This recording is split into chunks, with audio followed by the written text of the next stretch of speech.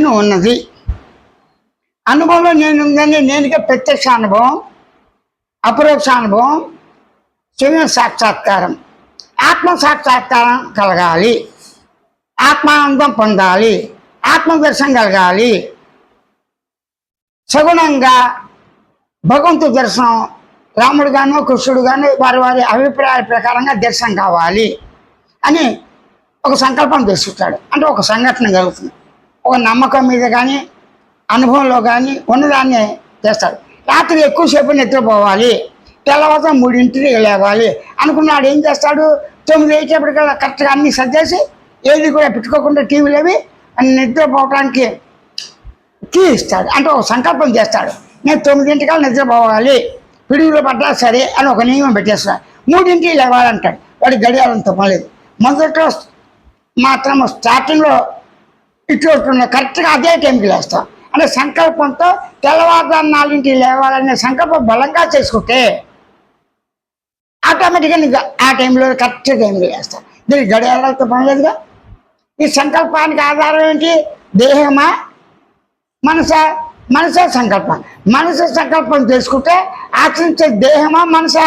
అనుభవించేది మనసా దేహమా? దేహం కాదు, మనసుకి స్వేచ్ఛ ఉంది. నేను నిద్రపోవాలి. ఎలా నిద్ర వస్తుంది? ఆవలింతలు వచ్చేట్టుగా నేను ఆ అంటలో ఏమవుతుంది? నోట్లో గాలి మెల్లమెల్లగా వదిలేసేపటికి ఒక మగచ్చగా వస్తుంది. దాంతో వెంటనే పట్టేస్తుంది. ఇంకోటికి ఏంటి? జరిగిన సంఘటన అన్నీ కూడా ఇవాళ ఇలా చేసావు, రేపు ఈ పనులు చేద్దామని అనుకుంటూ వాడు నిద్రపోతాడు. వాడి విషయంలో వాడికే తెలుసు. అలాగన్నా బాగా చేస్తాడు. వస్తూనే ఇంకా పనులన్నీ పూర్తి చేసుకుని పక్క మీదకి వెళ్ళిపోతాడు. వాడు వెంటనే నిద్రపోతుంది. కానీ ఈ నిద్ర కూడా రావటం పోవటం స్వేచ్ఛ ఉందా లేదా? నిద్రకి రావటం పోవటం స్వేచ్ఛ. నువ్వు రమ్మంటే వస్తుందా, పొమ్మంటే పోతుందా? నువ్వు రమ్మంటే నిద్ర రాదు, పొమ్మంటే పోదు. సంకల్ప బలం ఉంటే మాత్రం ఖచ్చితంగా వస్తుంది. ఎప్పుడైనా ఒకసారి పొరపాటు జరగచ్చు ఎక్కువ భాగం. అయితే ఇప్పుడు ఇంద్రియ నిగ్రహం అవసరమా కాదా? ఇంద్రియ నిగ్రహం అంటే ఏంటి? శరీరాన్ని మనం ఇంటితో పోల్చాం.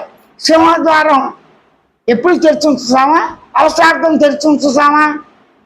అవసరం అయినప్పుడు ముఖ్యమైన అతిథులు వచ్చేప్పుడు మనం తెరుస్తాం, ఆ తర్వాత మూసేస్తాం కదా. ఇక సింహద్వారం అంటే ఏంటి? నోరు. అవసరాన్ని మించి మాట్లాడకూడదు, అనవసర విషయాలు ఎత్తుకోకూడదు. ఒక నిర్ణయం. ఒక భక్తుడు ఉన్నాడు, భజన చేస్తూ ఉంటాడు. ఆ టైంలో భజనలో పాల్గొని ఆ తన యొక్క భగవంతుడి ఆకారాన్ని గుర్తు చేసుకుంటూ తన్మయత్వంతో ఉండి వాడు ఆనందం పొందుతున్నాడు. యోగి ఏం చేస్తాడు? మెల్లమెల్లకు నీతితో ప్రాణాయామం ద్వారా మనసు యొక్క వేగాన్ని తగ్గిస్తాడు. ఇంకా ఉంటాయి మనోనిగ్రహానికి వాడి తగ్గట్టుగా. జ్ఞానం ఏం చేస్తాడు? విచారిస్తాడు. కర్మవాది ఏం చేస్తాడు? వాడు పనులు చేయటంలో తృప్తి పడతాడు. అమ్మయ్య ఇవాళ అన్ని పనులు అయిపోయాయి, పెందాడ పడుకోవాలి అనుకుంటాడు. అంటే ఎవరికి కావాలి? స్వేచ్ఛావాదం ఉంది, ప్రకృతివాదం ఉంది. నీకు అన్ని వాదాలు కలిసే కర్మ. అంటే ప్రత్యేక కర్మ అంటే కదలిక, కర్మ అంటే జరగటం, కర్మ అంటే చేయుట. పని చేసేవాడు, పని అనుభవించాడు, అనుభవపడేది కర్త, కర్మ, క్రియ అన్ని తానే అని అనుభవంలో నీవు నిర్ణయం తీసుకోగల. నిద్ర వచ్చిపోతుంది,